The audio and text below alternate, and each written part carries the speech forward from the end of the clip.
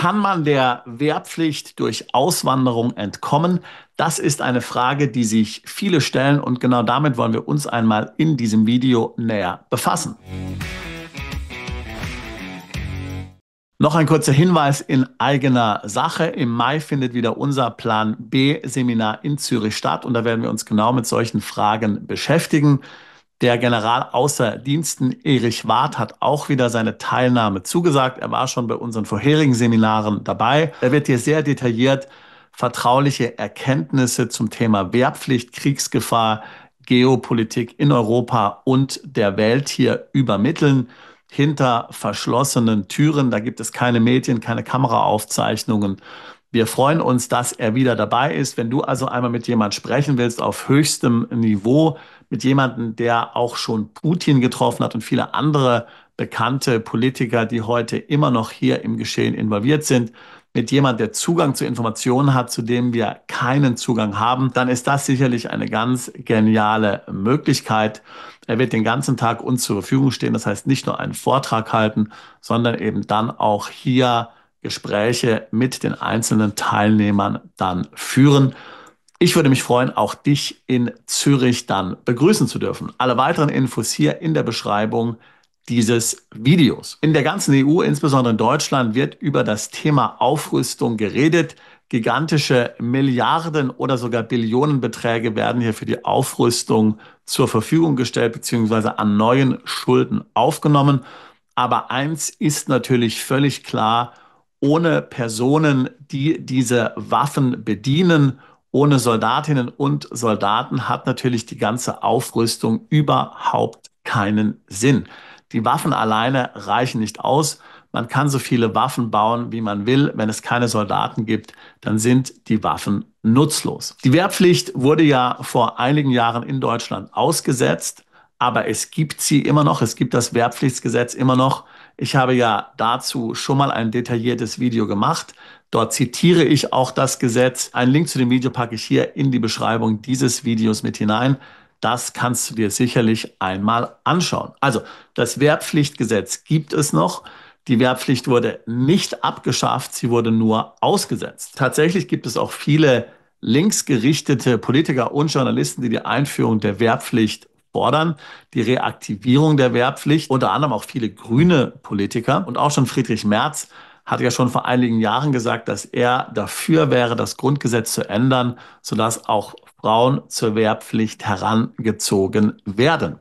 Also auf jeden Fall in unserer Community ein Riesenthema. Wir führen sehr viele Gespräche, deswegen viele Mandanten interessieren sich, wie sie dieser Wehrpflicht entkommen können, beziehungsweise wie sie ihre Kinder oder Enkelkinder davor schützen können. Wie gesagt, eine detaillierte Abhandlung dazu gibt es in dem Video, von dem ich gerade gesprochen habe. Ich will dir hier nochmal die wichtigsten Punkte kurz zusammenfassen. Schau dir dann das Video am besten nochmal an, wenn du auch an den entsprechenden Gesetzestexten interessiert bist. So, was sich unsere Mandanten natürlich fragen ist, wenn sie nun auswandern, sind sie dann bzw. sind ihre Kinder dann vor der Wehrpflicht sicher?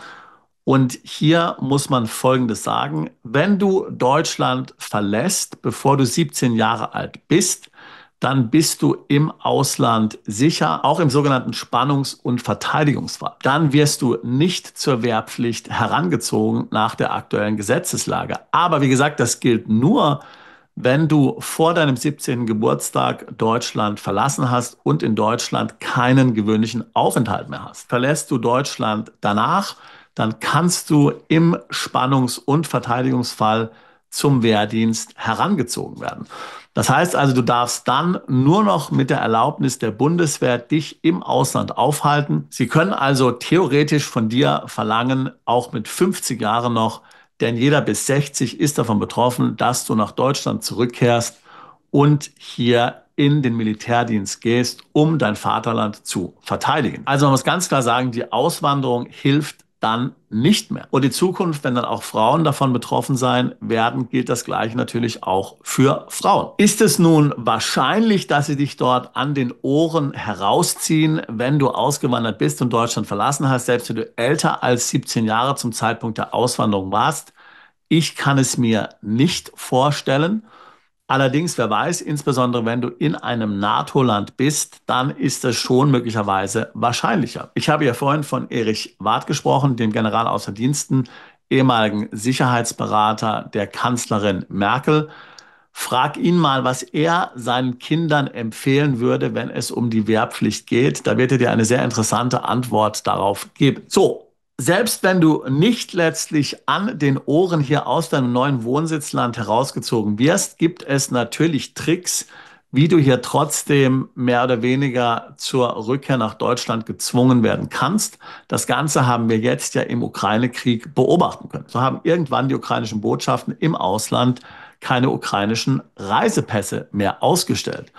Läuft also dein Reisepass ab als Ukrainer, zumindest als ukrainischer Mann, dann musst du in die Ukraine zurückkehren. Denn ohne Reisepass kannst du ja nicht viel machen. Sowas könnte natürlich auch Deutschland machen. Deutschland könnte sagen, im Spannungs- und Verteidigungsfall, die Botschaften verlängern keine Reisepässe mehr, vielleicht nicht mehr für Männer. Wenn dann auch die Wehrpflicht für Frauen gilt, sind sie auch betroffen. Das heißt, du musst dann nach Deutschland zurück, um einen neuen Reisepass zu beantragen. Besonders kritisch hier ist, dass ja für Personen unter 26 Jahren der Reisepass nur für 5 Jahre gültig ist. Ich würde also unbedingt jedem raten, dass er auch schon jetzt seinen Reisepass verlängern lässt, wenn dieser noch weniger als 5 Jahre gültig ist. Auch wenn du älter als 26 bist. Und wenn du jünger als 26 bist und dein Reisepass vielleicht nur noch 1 Jahr oder 2 Jahre gültig ist, würde ich dir empfehlen, schon mal jetzt diesen zu verlängern. Das kannst du jederzeit machen. Wir wissen ja zum Beispiel auch, dass es in Deutschland ein Passgesetz gibt und es ist zum Beispiel auch möglich, dass der deutsche Pass, wir reden nicht von der Staatsbürgerschaft, ja, wir reden nur vom Reisepass, also von dem Reisedokument, aber dieser kann entzogen werden oder entwertet werden, wenn man seine Steuern in Deutschland nicht bezahlt und sich im Ausland absetzt. Das passiert momentan natürlich extrem selten, immer nur dann letztlich, wenn man für das Finanzamt nicht erreichbar ist. Aber man kann sich natürlich ohne weiteres vorstellen, dass dieser Paragraph auch ausgeweitet wird, nämlich auf jene, die letztlich hier ihren Wehrpflichtsverpflichtungen nicht nachkommen.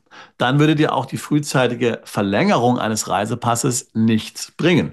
Dazu müsste natürlich das Gesetz geändert werden, aber das geht ja mit einer einfachen Mehrheit im Bundestag. Das ist ja hier verfassungstechnisch nicht relevant. Jetzt sagst du vielleicht, dass man ja in Deutschland nicht zum Kriegsdienst gezwungen werden kann. Das ist natürlich hundertprozentig korrekt. Ich meine, du kannst hier nicht zum Dienst an der Waffe verpflichtet werden. Man kann dich natürlich hier trotzdem an die Ostfront schicken. Dann kannst du dort eben dich um die Kranken und die Verletzten kümmern. Du kannst nicht dem Wehrdienst entkommen. Du kannst nur dem Dienst an der Waffe entkommen. Also, wie gesagt, du musst dann hier nicht schießen, aber trotzdem zum Dienst an der Front kannst du selbstverständlich verpflichtet werden, auch wenn du Wehrdienstverweigerer bist. Das heißt also, den einzigen Schutz bietet letztlich die Abgabe der deutschen Staatsangehörigkeit und die Annahme einer weiteren Staatsangehörigkeit. Du kannst die deutsche Staatsbürgerschaft nur abgeben, wenn du eine weitere Staatsbürgerschaft hast. Deswegen besorgen sich ja relativ viele Mandanten von uns momentan einen Zweitpass in verschiedenen Ländern über verschiedene Wege, sei es durch Investment oder einfach durch Einbürgerung, wenn Sie ein paar Jahre in dem Land leben. Wenn Sie dann die neue Staatsangehörigkeit haben, können Sie die deutsche auf Antrag abgeben. Und dann bist du wirklich von der Wehrpflicht nicht mehr betroffen, wenn du die deutsche Staatsangehörigkeit nicht mehr hast. Eine doppelte Staatsbürgerschaft ist hier allerdings nicht ausreichend.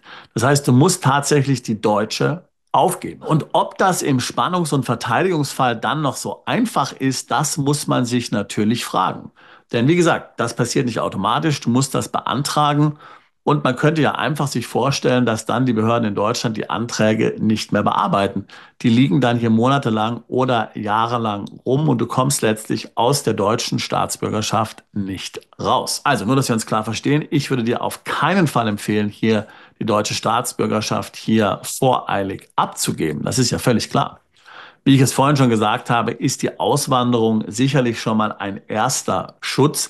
Ich kann es mir nur sehr schwer vorstellen, dass die Leute aus diesen Ländern herausgezogen werden, wenn sie einmal im Ausland sind. Der endgültige Schutz ist dann eben die Annahme einer weiteren Staatsbürgerschaft und dann eben im Falle eines Falles die Aufgabe der Deutschen. Also auch hier einen Zweitpass zu beschaffen, ist auf jeden Fall eine gute Idee. Aber das sind natürlich alles Dinge, die man sehr sorgfältig analysieren und planen muss. hier aus der Hüfte zu schießen und vorschnell irgendwelche Entscheidungen zu treffen, sind auch aufgrund der Kosten und des Aufwandes, der damit verbunden ist, natürlich nicht ratsam, aber dennoch ein wichtiges Thema, mit dem du dich auf jeden Fall befassen solltest. Und wenn du sowieso vorhast, auszuwandern, dann ist vielleicht jetzt der richtige Zeitpunkt dafür gegeben, insbesondere dann, wenn du Kinder hast, die noch unter 17 Jahre alt sind, denn dann ist das ja der einfachste Weg, die Kinder jetzt vor einem zukünftigen Wehrdienst zu schützen. Wenn das Thema Auswanderung etwas ist, was auch dich interessiert, dann würde ich mich freuen, mit dir ein Beratungsgespräch zu führen. Link dazu packe ich hier in die Beschreibung dieses Videos mit hinein. Seit fast 20 Jahren helfen mir Mandanten genau bei solchen Fragen. Steueroptimierter Umzug ins Ausland, Plan B, zweite Staatsbürgerschaften zu erwerben, Vermögensschutz, steueroptimierter Vermögensaufbau im Ausland. Ich würde mich freuen, auch dich alsbald zu unserer Mandantschaft zählen zu können. Bist du Unternehmer, Freiberufler oder Investor? Zieht es dich schon lange ins Ausland? Mach heute den ersten konkreten Schritt in eine Zukunft mit mehr Geld und mehr Freiheit. Buche ein Beratungsgespräch mit Sebastian und seinen Kollegen. Unsere Kanzlei unterstützt Mandanten wie dich dabei, deine Steuerlast legal zu reduzieren, Vermögen aufzubauen und zu schützen und deine persönliche Freiheit zu maximieren. Profitiere jetzt von unserem Fachwissen und unserem Netzwerk. Gehe zu mandatierung.com und werde Mandant unserer Kanzlei.